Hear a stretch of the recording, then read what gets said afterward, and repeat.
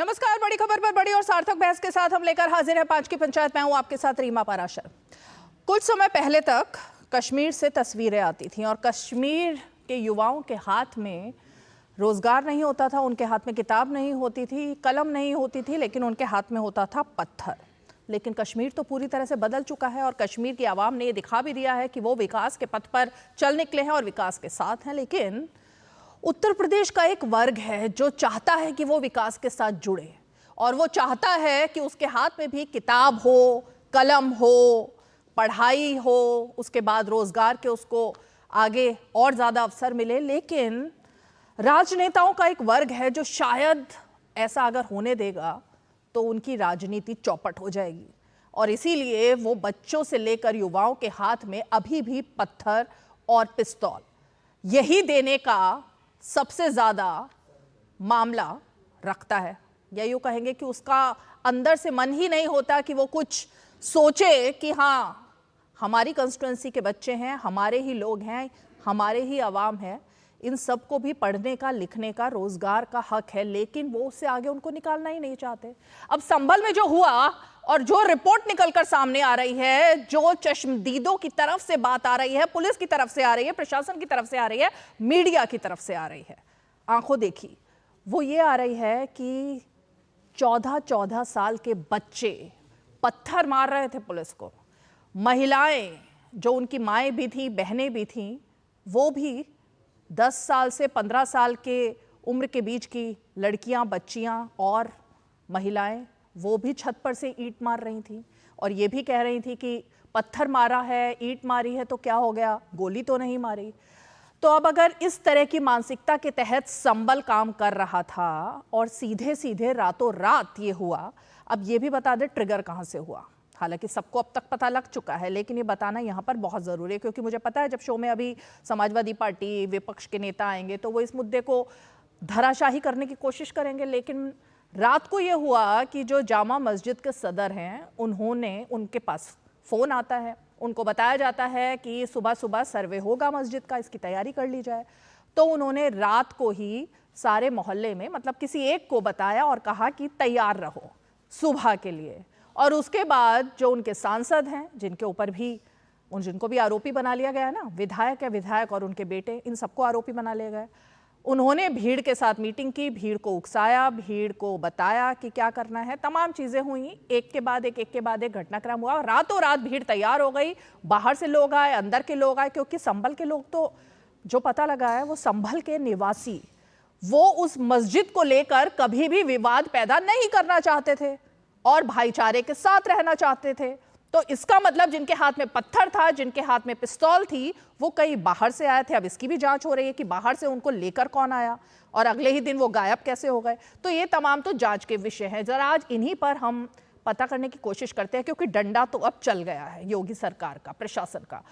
योगी आदित्यनाथ का जो अध्यादेश है ना कि अगर आपने कोई भी संपत्ति उसको तोड़ा है, उसको खराब किया है, तो हम पाई वसूलेंगे। तो अब वो पाई तो यहां पर भी वसूली जाएगी उस अध्यादेश के तहत। तो अब पाई भी वसूली जाएगी। नकाब पोश जो हैं वो भी बेनकाब हो गए हैं, आरोपी जो हैं वो भी सामने आ गए हैं। तो फिर राजनीति हो क्यों रही है? फिर क्यों राहुल गांधी वहां जाकर और ज्यादा आग में घी डालना चाहते हैं? क्यों प्रियंका गांधी वाड्रा वहां जाना चाहती हैं?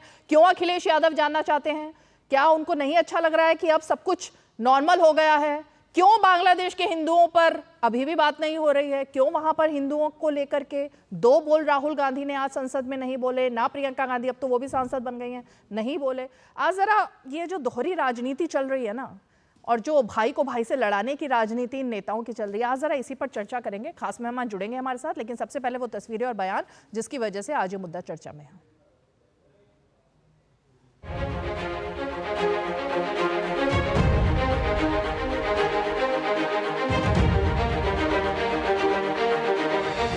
हम तब तक इस लड़ाई को लड़ेंगे जब तक इन पुलिस प्रशासन के अधिकारी जो कि इस हत्या के अंदर, इस घटना में शामिल है, जिन्होंने इस हत्या की है, जब तक उनको सजा नहीं मिल जाती तब तक हम लोग खामोश नहीं बैठेंगे। एक मोहल्ला पूरा घेर के हजारों लोग आके भीड़ पत्थर जानलेवा हमला, बंदूक, हथियार, तलवार लेके आएंगे, ये तो गलत बात है। विजुअल्स हैं भाई उसके, कहाँ है सब लोग झूठ बोल रहे हैं। राहुल जी, प्रियंका जी, हम सब लोग संभल जाएंगे। प्रशासन है वो जाने की अनुमति नहीं दे रहा है, हम लोग जाएंगे, जल्दी जाएंगे। आज लोग संबलपुर जाने की बात कर रहे हैं, लेकिन राहुल गांधी, अखिलेश यादव को बांग्लादेश नहीं दिखाई देता जहां हिंदुओं पे अत्याचार हो रहे हैं। मैं तो तमाम हिंदुओं से कहूंगा कि प्रोटेस्ट करना चाहिए बांग्लादेश के अत्याचार के खिलाफ। ये हिंदू मुसलमान का दंगा बिल्कुल नहीं है, ये दंगा है सिर्फ और सिर्फ उत्तर प्रदेश की सरकार द्वारा प्रायोजित दंगा, उत्तर प्रदेश की सरकार के द्वारा प्रायोजित हिंसा। इन लोगों को सबसे बड़ी चीड़ यही है कि मुसलमान बीजेपी को वोट क्यों दिया। ये लोग तो नफरत सिखाते हैं कि बीजेपी से दूर रहो, और बीजेपी कह रही है कि सबका साथ सबका विकास। पुलिस एक तंत्र के रूप में काम कर रही है और वो तंत्र सरकार के हाथ में है, तो जैसे जैसे तंत्र काम करता रहेगा वैसे वैसे पुलिस का बयान भी आता रहेगा। अगर हमारे दल के लोग वहां जाकर के लोगों के दुखों में शामिल होना चाहते हैं, हकीकत जानना चाहते हैं, देश की सबसे बड़ी पंचायत में बहस हो रही है, चल रहा है, पूरे देश को एक मैसेज जाना चाहिए कि वहां हुआ क्या। 2017 तक जंगल राज स्थापित करने का काम समाजवादी पार्टी की सरकार में हो, उस समय में होता होगा कि डबल आर्म्स लेकर पुलिस वाले चलते हों, लेकिन योगी की सरकार में पुलिस हो, यह सरकारी तंत्र नियम के आधार पर चलेगा। जिस तरह संभल की घटना घटी है चुनाव के एकदम रिजल्ट आने के बाद, तो मैं समझती हूँ ये बहुत बड़ा प्रश्न चिन्ह उठाते हैं सरकार पे, भारतीय जनता पार्टी की नीयत और नीति दोनों पे। निश्चित रूप से जिस तरह से आगजनी हुई, गाड़ियां जलाई गईं, वसूली होनी चाहिए उन लोगों से जिन लोगों ने ये कृत्य किया है। पुलिस शासन के दबाव में जिस तरह से एकतरफा काम कर रही है, अनैतिक, गैर कानूनी और समाज को विभाजन करने वाला है। पुलिस का ये काम नहीं है। सांसद वहाँ है, मुकदमा कर लिया। विपक्ष से केवल इतनी सलाह और उम्मीद है कि शांत पड़े वातावरण को अशांत करने के लिए उत्तेजना को मत फैलाएं। वहाँ के लोगों की हालत कैसी है, वहाँ रोटी पानी की व्यवस्था कैसी है, वहाँ जो है बिजली की व्यवस्था कैसी है, कितने लोग घायल हैं, कितने लोगों की जान गई है, कितने लोग जो हैं कस्टडी में हैं, कितने निर्दोष हैं, कितने दोषी है, क्या पुलिस कार्रवाई कर रही है, इसके ऊपर कोई भी टिप्पणी करना तब तक सही नहीं है जब तक वहाँ जाने की इजाज़त नहीं मिलती। पूरा माहौल देखिए संगठित होता है, वहाँ के लोकल नेताओं में उन लोग आग झोंक देते हैं और बच्चे बेचारे मासूम बच्चे सब आ जाते हैं ईंट पत्थर बंदूक लेके तलवार लेके। यही कश्मीर में होता रहा, वहाँ अब ये लोकल नेता सब संभल के यही कर रहे हैं। गलत बात है ना ये।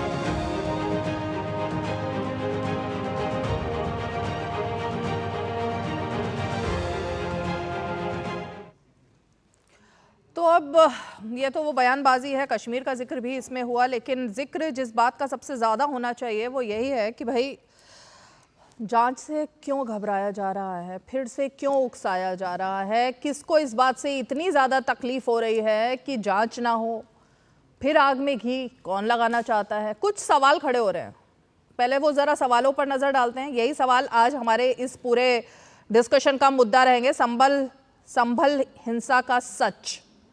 संभल हिंसा में भीड़ को उकसाने के आरोप में सोहेल इकबाल के खिलाफ एफआईआर हो गई है। ये पहली बड़ी खबर जो आज की आई थी सुबह से, जिस पर हंगामा है। पुलिस के मुताबिक विधायक के बेटे सोहेल इकबाल ने भीड़ को उकसाया था। उसने कहा अब तो सांसद भी हमारे साथ हैं, हम भी साथ हैं, अपने मंसूबे पूरे करो। ये मंसूबे क्या है ज़रा आज इस पर पूछेंगे समाजवादी पार्टी से, कौन से मंसूबे थे जिसे पूरा करना था। सोहेल ने ये कहा था, यही था वो उकसाने वाला बयान। चलिए इसके बाद कुछ और अपडेट्स लगातार हुए। सोहेल ने कहा कि सांसद हमारे साथ हैं। संभल हिंसा के पत्थरबाजों के खिलाफ अब नुकसान की भरपाई का अध्यादेश, ये नुकसान की भरपाई अध्यादेश, इसका चाबुक चलेगा। योगी सरकार ने ये अध्यादेश लगाया था और इसके पहले भी ये चल चुका है। संभल हिंसा के पत्थरबाजों के पोस्टर सार्वजनिक होंगे और उनसे वसूली भी की जाएगी। अब वो पोस्टर क्या है वो देखिए, आपको अभी दिखाएंगे हम, चलता रहेगा वो पोस्टर लगातार, क्योंकि उसमें एक एक के चेहरे बेनकाब हुए हैं। हालांकि वो मास्क पहनकर उतरे थे, लेकिन जिसके हाथ में बंदूक थी, जिसने सीसीटीवी तोड़ा, उन सबके चेहरे बेनकाब होंगे। तो ये कुछ सवाल ऐसे हैं जो आज जिनका जवाब जानना बेहद ही ज़रूरी हो जाता है। तो ये है संभल हिंसा का आज का सच जो निकलकर सामने आया। भीड़ को उकसाने के आरोप में एक FIR हो ही गई है। तो खास मेहमान जोड़ लेते हैं अपने साथ में। हमारे साथ SN सिंह जी जुड़ गए हैं, प्रवक्ता हैं भारतीय जनता पार्टी के। अखिलेश कटियार जी जुड़ गए हैं जो कि समाजवादी पार्टी का पक्ष रखेंगे, नेता और प्रवक्ता हैं समाजवादी पार्टी के। अरुण राजभर जी हमारे साथ जुड़ रहे हैं, सुभाषपा के नेता हैं और वरिष्ठ नेता हैं। निखिल जैन हमारे साथ जुड़ रहे हैं जो कि राजनीतिक विश्लेषक हैं और कांग्रेस पार्टी के समर्थक माने जाते हैं। अखिलेश कटियार जी का रुख करें जरा। अखिलेश कटियार जी।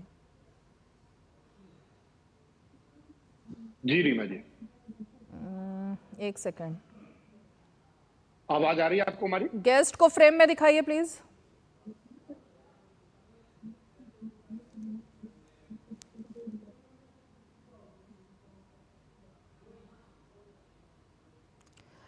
मेरे ख्याल से थोड़ा सा टेक्निकल गड़बड़ है। जोड़ रही हूँ आप सबको अभी।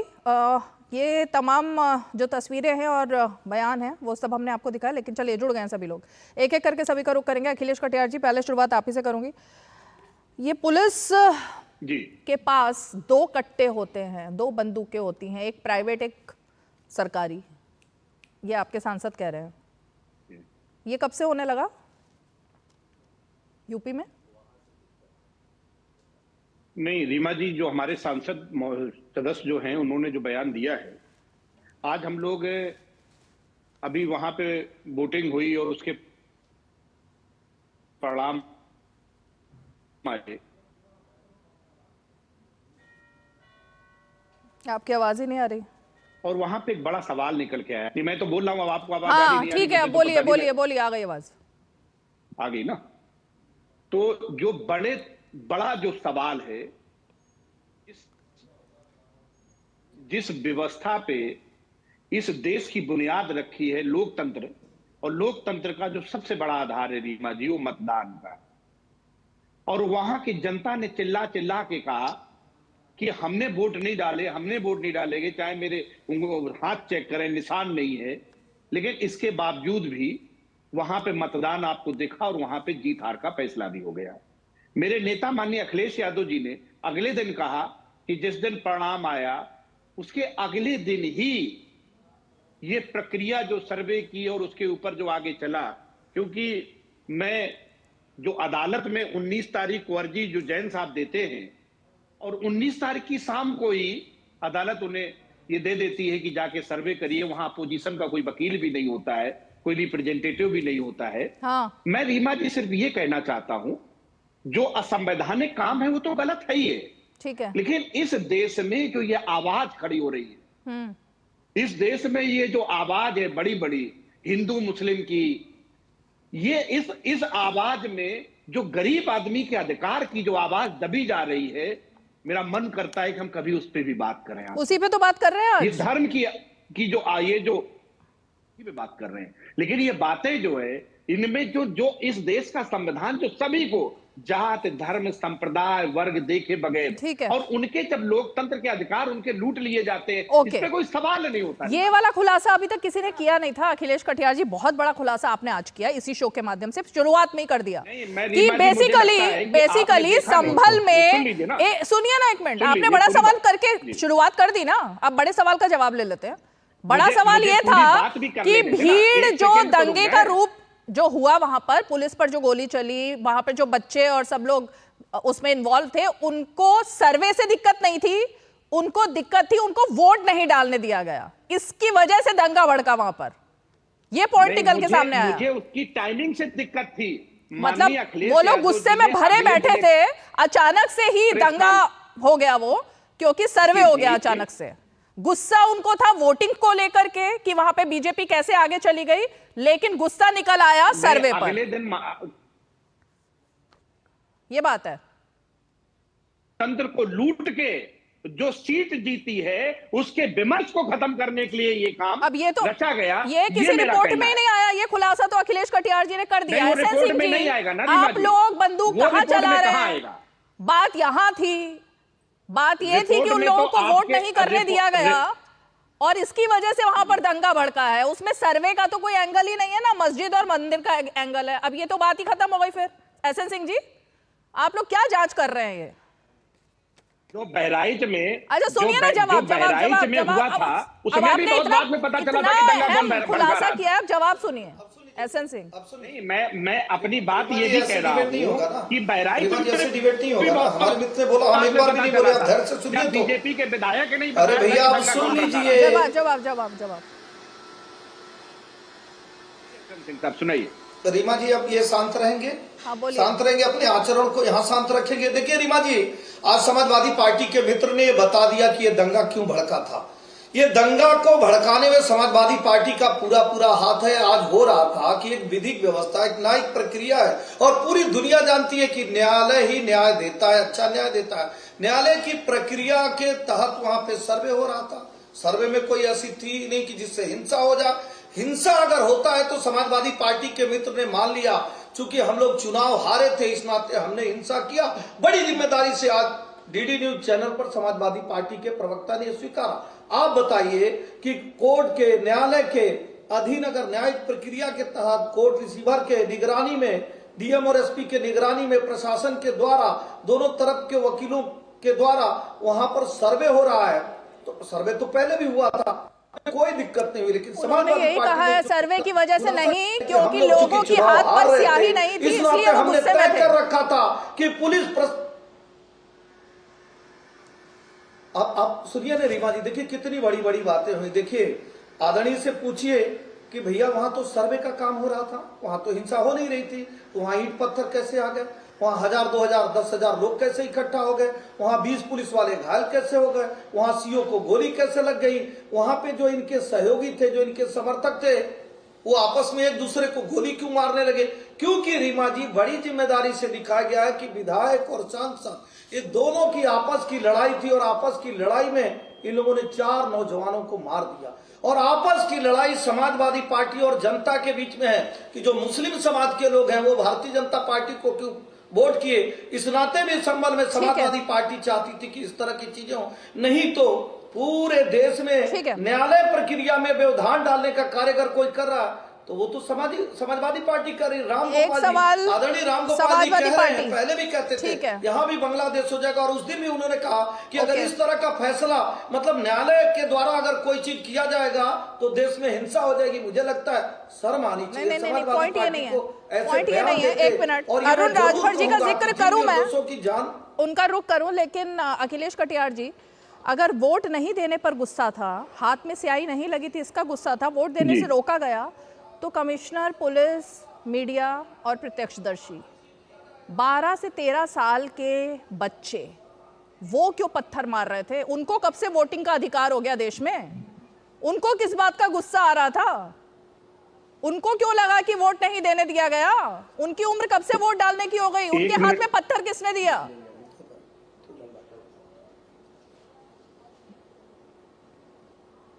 सवाल हो गया पूरा, मैं बोलूं? हाँ रीमा जी, मैंने जिक्र किया जब जिस दिन रिजल्ट आया अगले दिन माननीय अखिलेश यादव जी ने प्रेस कॉन्फ्रेंस की, जो हमारे नेता हैं, और उन्होंने पूरा वाकया टीवी पे सभी चैनल के लोग थे, आपके यहाँ के भी लोग रहे होंगे, उन्होंने जिक्र किया कि किस किस तरीके से ये इस्टेब्लिश किया गया। मेरे नेता ने बहुत विस्तार से बताई थी बात, आपने नहीं सुनी। मुझे लगता है कि एक बार आप वीडियो सुनेंगे तो आपको और जानकारी मिलेगी। क्या नहीं सुना? और जो दंगा भड़काने की बात है, जब से जो अखिलेश यादव जी की जो प्रेस कॉन्फ्रेंस थी उससे सुन लीजिएगा, सारा मुद्दा उसमें है। सुन लिया था। रिपीट करेंगे तो पूरा टाइम उसी में चला जाएगा। सब सुन लिया जो था। रीमा जी, जो दूसरा जो बहराइच में दंगा हुआ था, रुकिए एसएन सिंह की बारी बारी में बोलिए, बारी बारी में बोलिए। सवाल पूछिए समाजवादी पार्टी। अरे बारी बारी में बोलेंगे सर, रुकिए ना, रुकिए। हिंसा जायज है क्या? हिंसा को जायज ठहरा रहे हैं? एसएन सिंह जी रुकिए ना, अपनी अपनी बारी में बोलेंगे। आपका सवाल का ही जवाब दे रहे हैं वो, बोलिए। एसएन सिंह साहब, जो बहराइच में हिंसा हुई और आपके विधायक ने जो वहां पे मामला अपने उजागर किया था, उसमें भी कौन शामिल थे वो पूरा प्रदेश जान चुका है। और जब से आप उत्तर प्रदेश में 33 सीटें जीते हैं एसएन सिंह साहब, भारतीय जनता पार्टी वाले, उसके बाद से हिंदू ही मुसलमान चल रहा है और कोई मुद्दे बचे नहीं है अब आपके पास। उत्तर प्रदेश की जनता भी सब समझ चुकी है कि अब यही चलेगा, क्योंकि अब दलित पिछड़ों की बात तो आप कर नहीं सकते। उपलब्धियों की बात तो आप कर नहीं सके, आप बचा ही क्या है बात करने के लिए। अब आप यही करेंगे पूरे 2.5 साल उत्तर प्रदेश में, क्योंकि दलितों के, पिछड़ों के, शिक्षा के, स्वास्थ्य के, रोजगार पे आपके पास बोलने के लिए कुछ नहीं है। अरुण राजभर जी, क्या ऐसा हो रहा है क्या कि विकास के पथ से हटकर, वैसे तो मतलब इस एक मिनट रुक जाइए एसएनसी जी, अरुण राजभर जी को मैं फ्रेम में लेकर आना चाहूंगी। अब अरुण राजभर जी, वैसे तो देखिए मुस्लिम बहुल इलाकों में भी इस बार बीजेपी को वोट पड़ा, जो 7 सीटें बीजेपी जीती वहां पर मुस्लिमों के बहुत ज्यादा, मुसलमानों के बहुत ज्यादा वोट बीजेपी को मिले।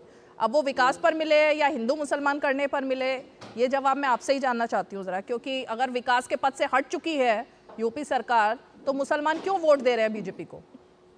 देखिए, जब उत्तर प्रदेश और देश की डबल इंजन सरकार सबका साथ सबका विकास की बात करती है तो उसमें सभी जाति के लोग आते हैं, सभी धर्म के लोग आते हैं, सभी मजहब के लोग आते हैं।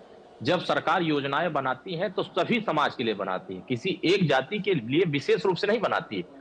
अब सवाल इस बात का है कि संभल में जिस तरह का कारनामा हुआ, ये बहुत मामूली कारनामा नहीं हुआ, ये बहुत साजिश के तहत बहुत ही प्रायोजित तरीके से कार्यक्रम किस तरीके से किया गया। रीमा जी, जरा समाजवादी पार्टी के प्रवक्ता से पूछिए कि एक झुआ भर ढेला कहां से आया, पत्थर कहां से आया दरअसल उनके छतों पर।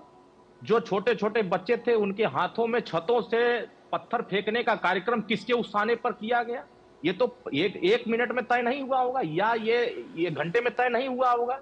ये तो लंबे समय से 2-3 दिन 4 दिन पहले का ये कार्यक्रम तय हुआ होगा। उसी कार्यक्रम में जो इसमें लीडर होंगे वो लीडर उकसाए होंगे।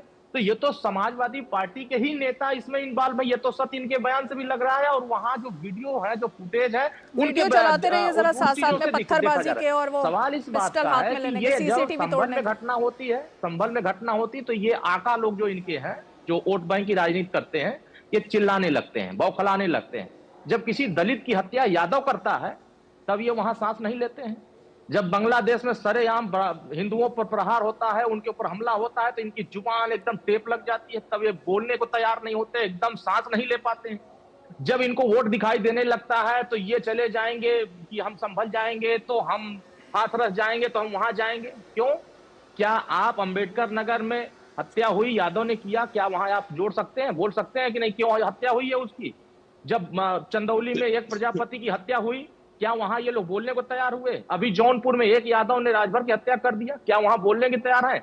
अगर ये आज भी अगर इनके मंसूबे जो हैं कि हम उत्तर प्रदेश में दंगा करके, उत्तर प्रदेश की कानून व्यवस्था खराब करके, हम गुंडागर्दी करके उत्तर प्रदेश की माहौल को खराब कर लेंगे, तो ऐसे लोगों पर कार्रवाई होगी। ऐसे लोगों को चिन्हित करके जो क्षतिग्रस्त करेंगे, जो सरकार की संपत्ति पर जो हमला करेंगे, ऐसे लोगों पर पूरी तरीके सरकार जिम्मेदारी के साथ रिकवरी करेगी। इनका घर भी बेच करके सरकार उसकी भरपाई करेगी। ऐसा नहीं है कि ये बच के चले जाएंगे, क्योंकि तो फुटेज आ गए हैं। कितने झूठ सब फैलाएंगे, कितना झूठ आप प्रचार करेंगे कि नहीं इसमें ये है, वो है, ऐसे हम ऐसे। अरे आप पुलिस इतनी भारी संख्या में इकट्ठा हो रही है और इतनी भारी संख्या में आप लाठी डंडा और पत्थर गोली बंदूक लेके आ रहे हैं, तो ये तो एक मिनट का कार्यक्रम नहीं है, ये तो बहुत साजिश के तहत ये प्रोग्राम तैयार किया गया। अखिलेश कटियार जी से पहले सवाल, ठीक है, इसमें इन्वॉल्व दिख रहे होंगे, इनके कार्यकर्ता इन्वॉल्व दिख रहे हैं, जबकि सांसद विधायक कह रहे हैं कि हाँ हम हैं इसमें इन्वॉल्व।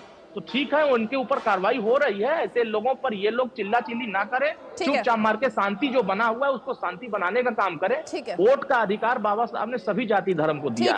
अगर वो विकास के नाम पर वोट दे रहे हैं तो आपकी ये जिम्मेदारी नहीं है कि उनको भड़का करके वो दूसरे कोल में नहीं वोट दे रहे हैं तो आप उनको कहेंगे कि आप लाठी डंडा उठाइए, पत्थर उठाइए और मार करिए। ये संविधान को जो संविधान को नहीं मानते हैं, जो देश के कानून को नहीं मानते हैं, जो कानून व्यवस्था नहीं बेहतर करना चाहते हैं, वही लोग दंगा फसाद के पीछे खड़े होकर के इस तरह का कार्यक्रम करते हैं। अखिलेश कटियार जी से सवाल, उसके बाद यही सवाल निखिल जैन जी से। ये जो विजुअल्स दिख रहे हैं सीसीटीवी तोड़ने के, ये जो विजुअल्स दिख रहे हैं ईंटें और पत्थर मारने के, यही मंसूबा था क्या जिसके बारे में वहां के विधायक ने और उनके बेटे ने रात को पब्लिक को बोला कि सांसद भी अब हमारे साथ है, अपने मंसूबे पूरे कर लो? क्या मंसूबे थे भाई अखिलेश जी?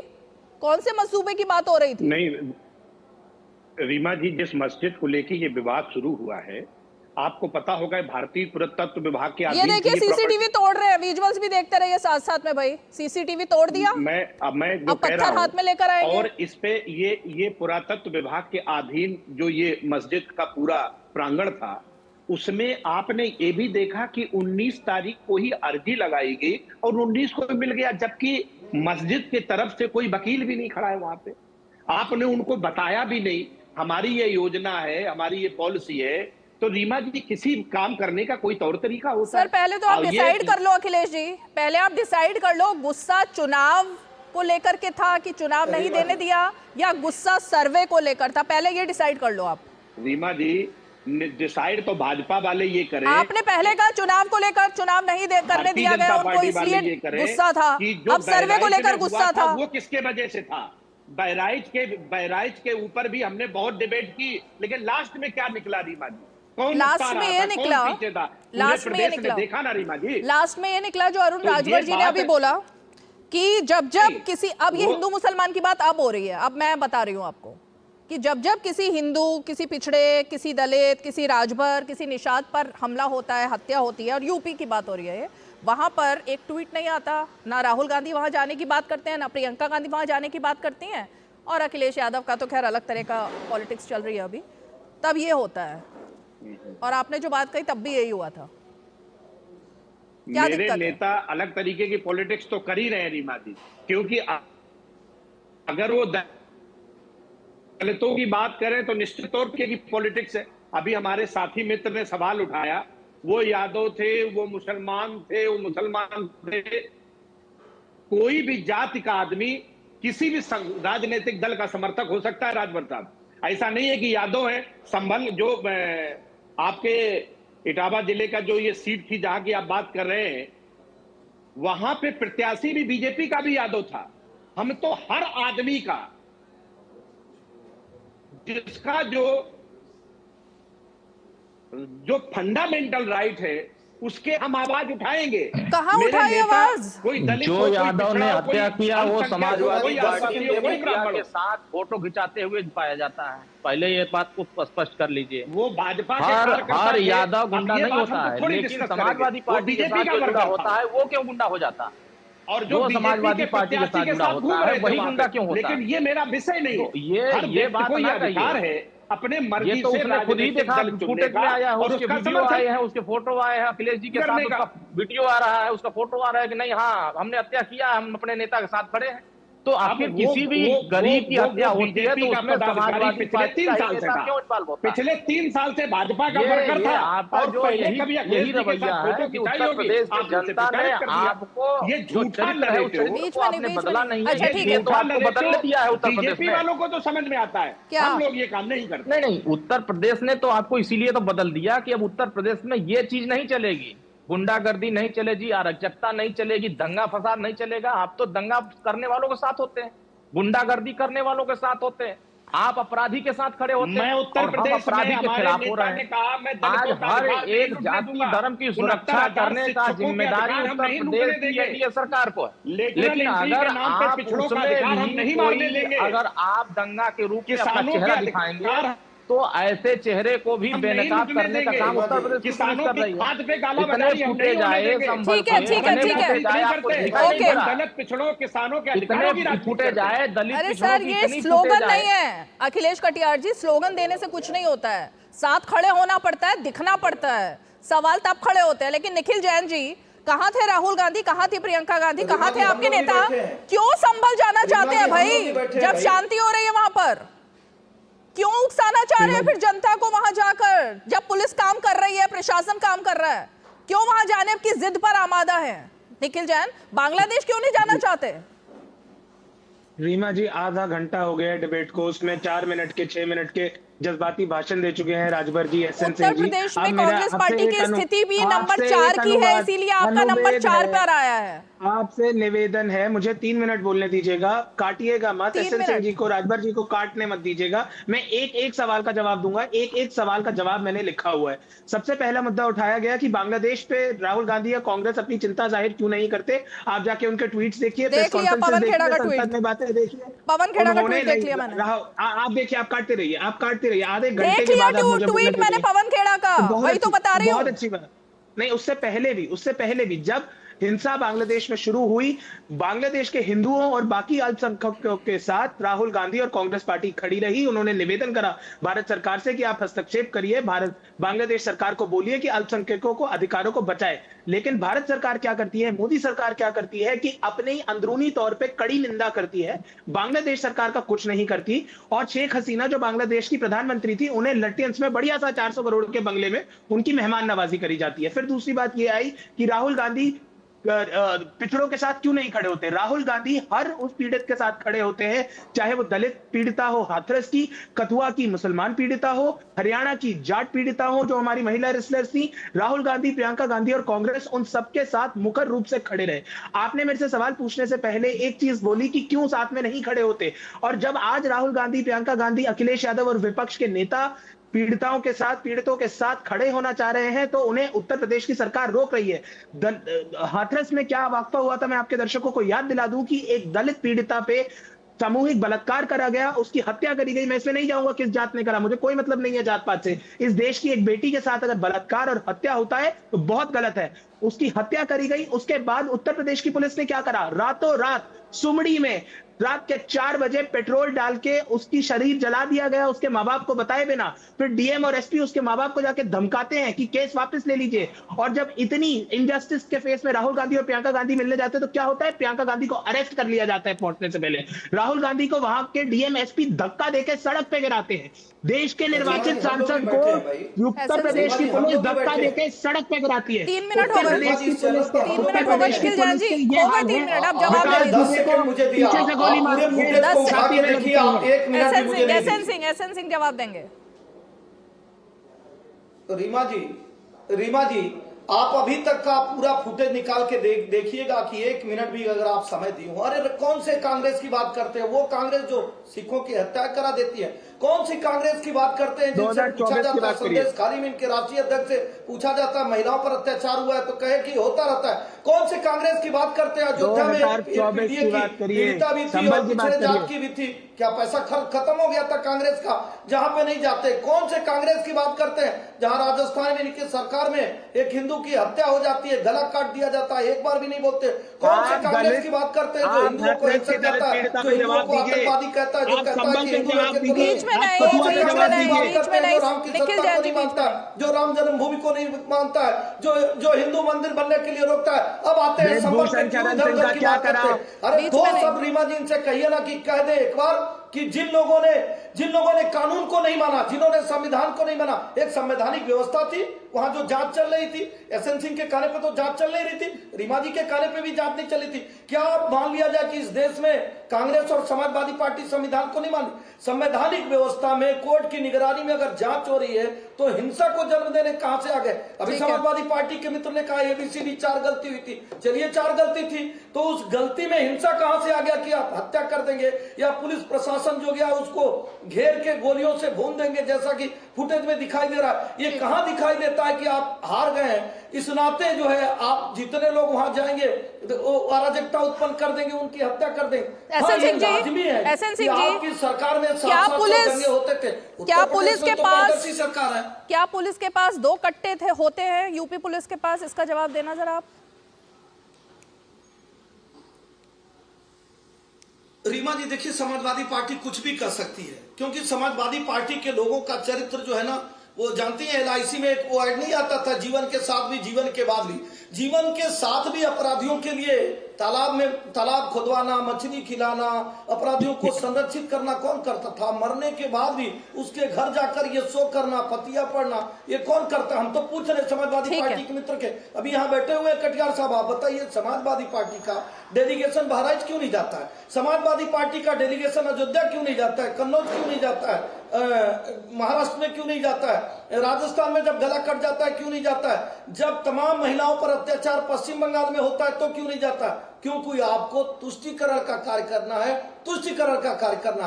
और मैं ये बड़ी सागोई से आपको कहता हूं कि समाजवादी पार्टी इस साजिश में पूरी तरह से शामिल थी। जैसे कटियार साहब ने कहा, चूंकि हम चुनाव हार गए थे, इस नाते हम बदला लेना चाहते थे, चूंकि बहुत सारे लोगों को वोट नहीं देने दिया गया था। अरे वोट नहीं देने दिया गया था तो आप चुनाव आ जाइए। आप सबको ये तो गंभीर आरोप है ना, वोट नहीं देने देंगे अगर वोट नहीं देने देंगे। लेकिन मैं एक चीज जानना चाहती हूँ, आपने मुझसे एक सवाल पूछा अखिलेश कटियार जी कि अखिलेश यादव की प्रेस कॉन्फ्रेंस मैंने सुनी या नहीं सुनी। 2013 में किसकी सरकार थी वहां पर उत्तर प्रदेश में?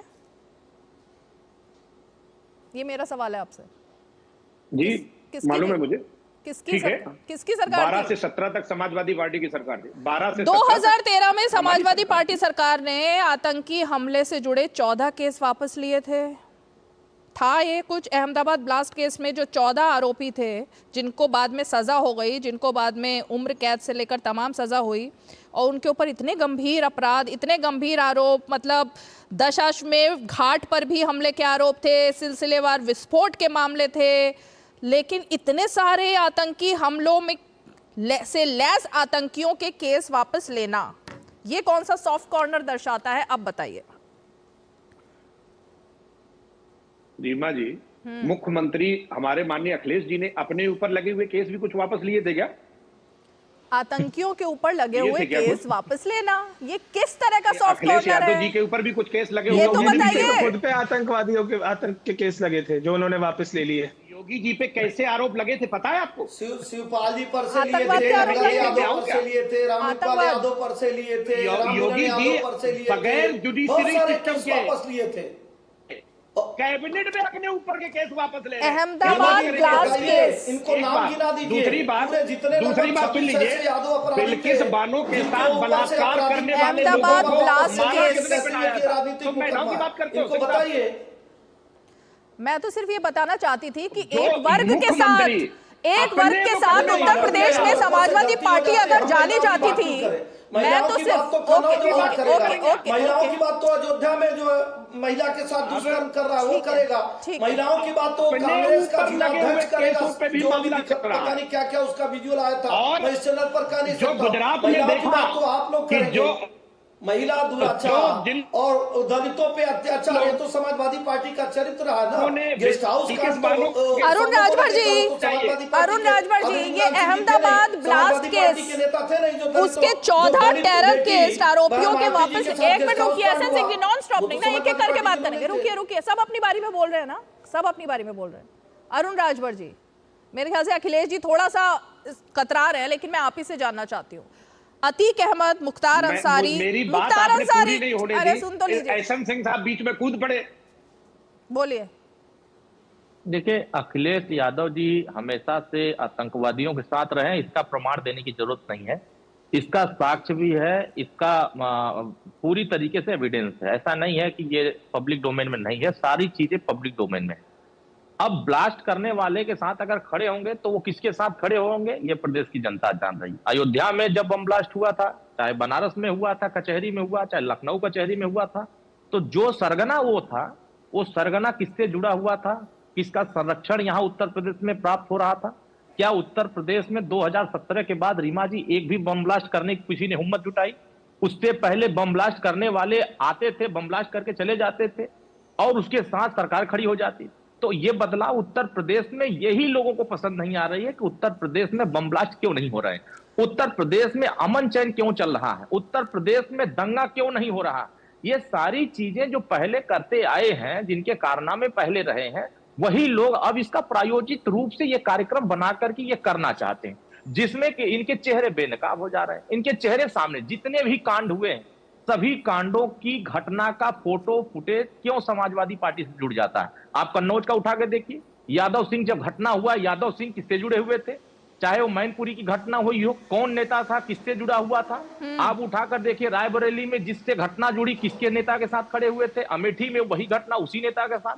तो जो भी घटना उत्तर प्रदेश में हुए, उनके चेहरे किनके साथ दिखाई दे रहे हैं। अगर वो चेहरे सामने आ रहे हैं सपा के साथ, तो सपा के लोग इस कारनामे को करना क्यों चाहते हैं, या इस कारनामे पे इस मुद्दे को आगे बढ़ाएंगे। ठीक है, इस मुद्दे को आगे बढ़ाएंगे। ये एक पॉइंट है, चेहरों पर उत्तर पुलिस सेना उनको आतंकी कहना, ये कहां तक ठीक है? इसी मुद्दे को आ रही हूँ अखिलेश जी, एक ब्रेक लेना पड़ेगा मुझे, उसके बाद आप ही के पास आऊंगी, एक ब्रेक ले लेते छोटा सा।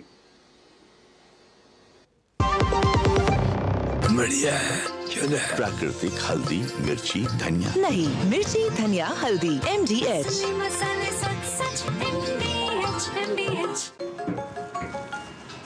छोटे थे तो माँ प्यार से मूर्ख बुलाती थी, मूर्खानंद, और ये तो सच में मूर्ख समझते हैं। कस्टम डिपार्टमेंट वाले बन के कॉल कर रहे हैं और कह रहे हैं कि आपके पार्सल से ड्रग्स पकड़ा गया। सब समझते हैं, पहले डराएंगे, फिर कहेंगे पैसे ट्रांसफर करो। अब प्यार से चाहे जो बुला लो, पर मैं मूर्ख नहीं हूं, याद रहे। यूपीआई सेफ है। यदि आपको भी कोई इस तरह डराना चाहे तो उसे कहो मैं मूर्ख नहीं हूं।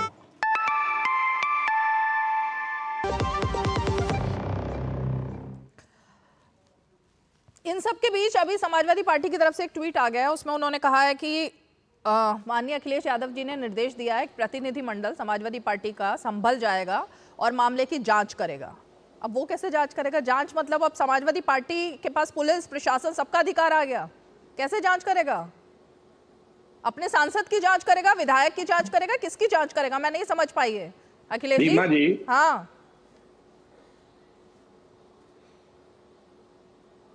बोलिए अखिलेश कटियार जी। तरीके की करने के लिए शायद, हाँ मैं बोल रहा हूँ। और अखिलेश यादव जी जिनके साथ खड़े होते हैं वो आतंकवादी होते हैं, ऐसा ओम प्रकाश राजभर जी के पुत्र जो है ये बोल रहे हैं। हम ये कहते हैं कि वो तो आपके साथ भी खड़े थे विधानसभा में, राजभर जी को मेरे नेता ने साथ खड़े करके ही भेजा था, तो क्या खुद को भी आप आतंकवादी मानते हो राजभर साहब? एक बात। दूसरी बात, हम लोग एक राजनीतिक दल है, माननीय अखिलेश यादव जी के नेतृत्व में समाजवादी पार्टी का एक काम करने का तरीका है कि एक प्रतिनिधिमंडल जाता है, वहां लोगों से मुलाकात करेगा, सबसे रिपोर्ट लेगा, एक लिखित में रिपोर्ट बना के वहां की ऑब्जर्वेशन रिपोर्ट पार्टी अध्यक्ष माननीय अखिलेश यादव जी को भेजेंगे।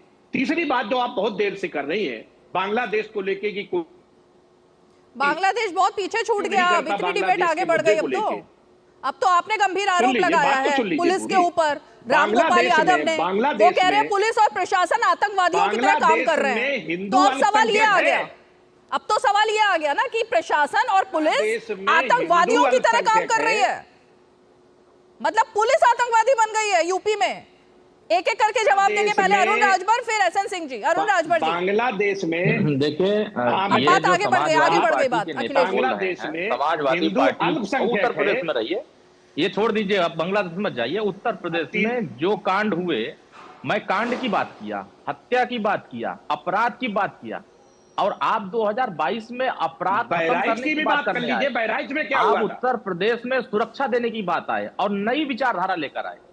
हम नई गुंडागर्दी की बात नहीं कर रहे थे, हम नई हत्यारी गैंग की बात नहीं कर रहे थे, हम तो व्यवस्था बदलने की बात कर रहे थे। राजनीतिक विचारधारा अलग है, लेकिन जो कांड आपका हो रहा है, जितने सीरियल कांड हुए हैं, मैं तो कहा कि जितने बलात्कारी पकड़े गए उनके चेहरे किनके साथ दिख रहे हैं? बलात्कारी करने वालों के साथ आप खड़े हो रहे हैं, गुंडागर्दी में गोली चला करके मारने वालों के साथ आप खड़े हो रहे हैं, हम नहीं खड़े हो रहे हैं। तो ये जो आप क्राइम जीरो की बात कर रहे हैं, उत्तर प्रदेश में जीरो टॉलरेंस पर जंगल हो रही है, लेकिन उत्तर प्रदेश में जंगल राज खत्म हो चुका है। क्या जीरो टॉलरेंस है? उत्तर प्रदेश में जो कांड आप कर रहे हैं, उस कांड को उत्तर प्रदेश की जनता बखूबी देख रही है। क्या आप बताइए कि जो कानपुर में कांड हुआ, उसमें कौन पकड़ा गया? कन्नौज में जो कांड हुआ उसमें किसका चेहरा है? रायबरेली में जो कांड हुआ उसमें किसका चेहरा है? आप चेहरों की बात करिए ना। चंदौली में जो कांड हुआ, जिसकी हत्या किया, आपके चेहरे ही सामने आ रहे हैं। उत्तर प्रदेश में जितने भी आपने हत्यारों की सूची आपने दिखाया, उसमें सबसे ज्यादा समाजवादी पार्टी से जुड़े हुए लोग। आप उनके ऊपर बोलेंगे नहीं, चुप्पी साध लेंगे। जाइए ना, आइए जौनपुर में, जाइए कह दीजिए कि एक दलित की एक राजभर की हत्या हो गई, ये यादव ने कर दिया है। जाइए अखिलेश जी, आप बैकफुट पर हो आज। वैसे आप काफी आप बैकफुट पर आ गए हो क्या? समाजवादी पार्टी बैकफुट पर। एसएन सिंह जी, रीमा जी, हाँ पुलिस आतंकियों की तरह काम कर रही है, एसएन सिंह जी, ये आरोप है। रीमा जी, उत्तर प्रदेश क्राइम ब्यूरो के डेटा पे भी बात करेंगे नहीं ना वो। रीमा जी, संभल पर कब बात करेंगे? समाजवादी पार्टी के लोग कुछ भी कहें, अब सुन लीजिए, कटियार साहब सुन लीजिए, कटियार साहब सुन लीजिए भाई, मैं आपके बीच में बोला नहीं, निखिल जी पर भी जाना है, हो गया, मैं सुन लीजिए। अच्छी बात है, मैं समाजवादी पार्टी पे नाराज नहीं होता हूँ। रीमा जी, हम समाजवादी पार्टी पर इसलिए नहीं नाराज होते हैं कि समाजवादी पार्टी का चरित्र ही रहा, जब आदरणीय मुलायम सिंह जी की सरकार थी और मऊ में दंगे होते हैं, दंगे मतलब दंगे होते हैं, दंगे में वो सभी लोग पीड़ित होते हैं, क्या हिंदू, क्या मुस्लिम, क्या सिख, ईसाई, दलित, जितने होते हैं सब होते हैं। लेकिन चूंकि इनका दोस्त दंगा कर रहा था, धारा 144 लगी थी। रीमा जी, पूछना चाहता हूं, धारा 144 में 500 लोग 500 असलहों के साथ और 5 दिन तक सरकार के नाक के नीचे 27 लोगों की हत्या कर देते हो, कौन होता है? मुख्तार अंसारी इनका दोस्त होता है। इनसे पूछिए कि मुजफ्फरनगर में दंगे होते हैं और डीएम का रिकॉर्ड बयान होता है कि ऊपर से आदेश आता है कि एक धर्म को गिरफ्तार कर लीजिए और दूसरे धर्म को छोड़ लीजिए, वो कौन लोग होते हैं? समाजवादी पार्टी के लोग, जो दंगा करने वाले को हेलीकॉप्टर में बुलाते हैं, चाय और दूध पिलाते हैं, पुनः हेलीकॉप्टर में विदा करते हैं। अरे दंगा हुआ था मथुरा में, रामवृक्ष यादव कांड, वो किसके कालखंड में हुआ था? रामपुर में, कानपुर में, बदायूं में, बरेली में, सहारनपुर में 700 दंगे हुए थे और सब में समाजवादी पार्टी का हाथ था।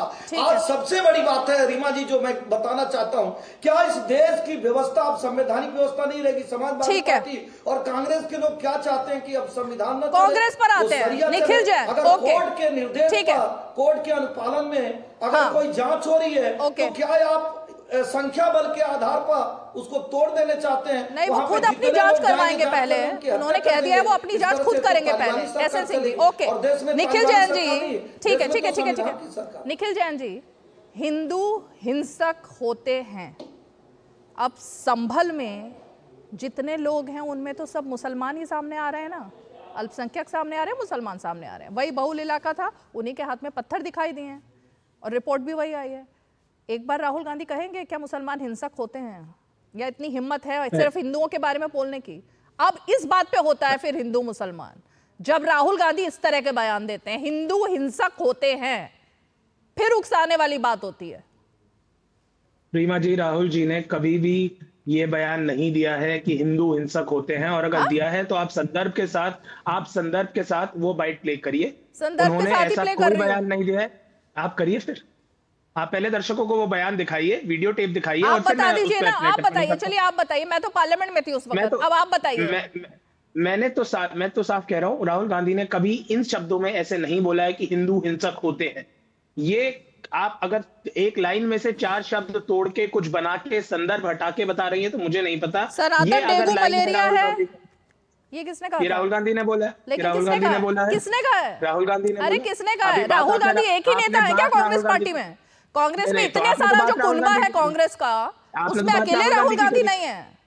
चलिए बताइए ये किसने कहा है फिर? आप बताइए ना, कांग्रेस के कौन से नेता ने कहा? आप बताइए किसने कहा है? डेंगू मलेरिया से कंपेयर नहीं करा। सहयोगी ने ये बात कही है। प्रियंक खड़गे ने क्या कहा था? क्यों उकसाऊ और भड़काऊ बयान देते हैं आपके नेता? मैं बता देता हूँ प्रियंक खड़गे ने क्या कहा था।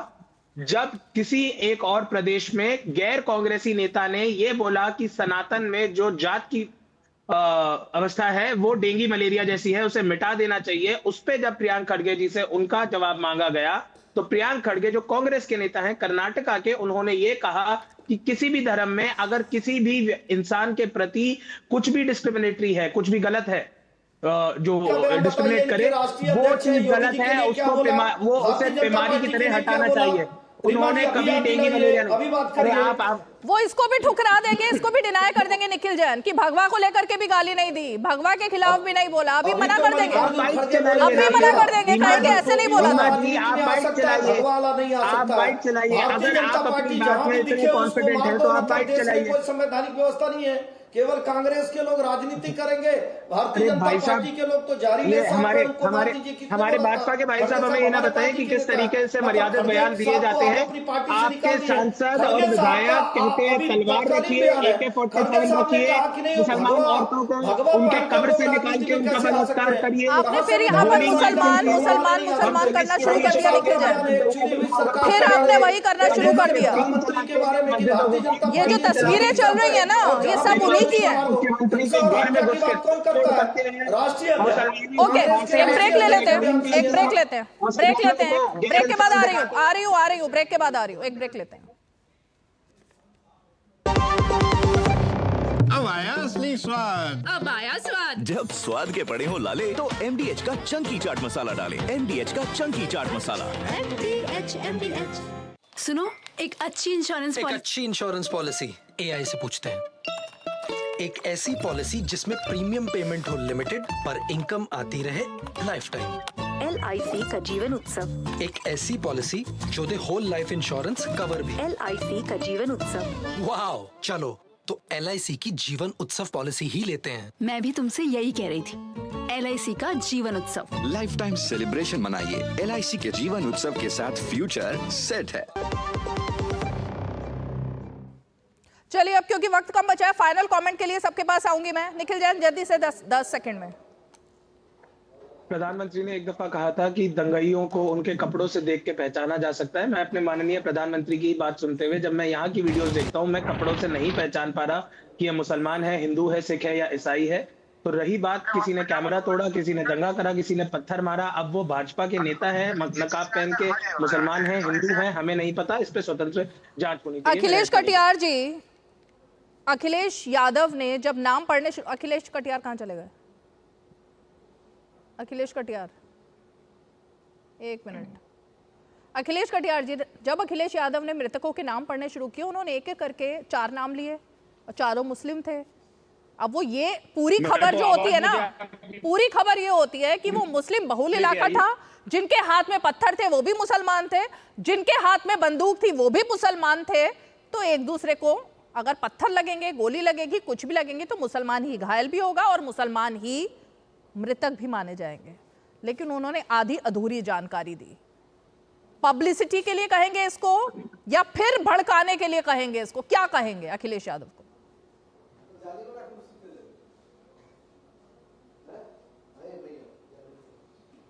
अखिलेश कटियार जी, सुनाई दिया आपको? रीमा जी, हाँ। उत्तर प्रदेश में जो भी इस तरीके का बात, मुझे, आपको मेरी आवाज आ रही है? जी जी जी जी जी।